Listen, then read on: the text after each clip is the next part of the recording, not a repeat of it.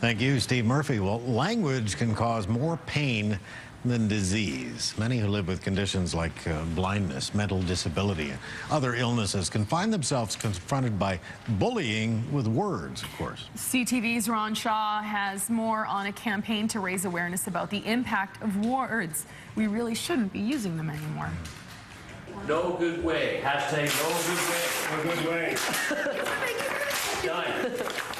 A visual representation of the online Yellow Card campaign to discourage use of a hurtful word, retard. Special Olympians like Sean Jeffrey can speak to the pain that comes from its use. Hurtful, hurts right in there. NATALIE BRANSCOMBE remembers being confronted by bullies in high school and fighting back. And called me the R word, and I went right to the principal and said, I've had enough of this. This is not going to happen.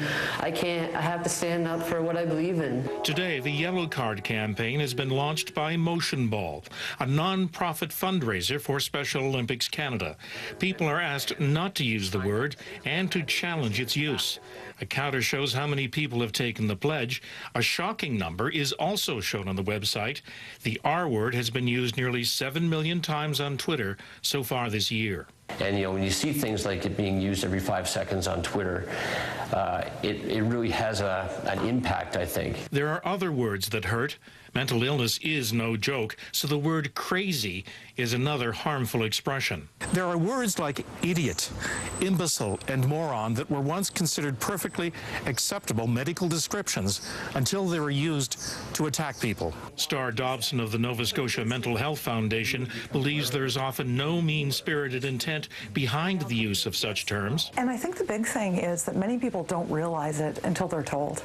Until someone brings their attention to it and says, do you understand by using that word, what type of message you're sending? Counsellors at the Canadian National Institute for the Blind see broader issues, one that could even apply to the name of the CNIB. Referring to them as the blind, that can be very hurtful to an individual and to a group. He says the person should come first and not be defined by their condition. SHELLEY says people who have blindness can become oddly invisible. She remembers being shown an apartment with a sighted friend tagging along.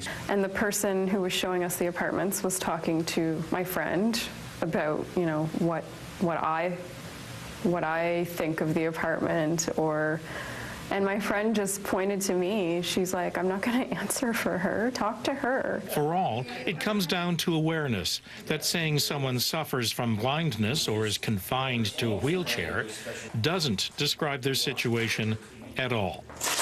Ron Shaw, CTV News, Halifax. Thank you, Ron. When we return, it's music to this crooner's ears.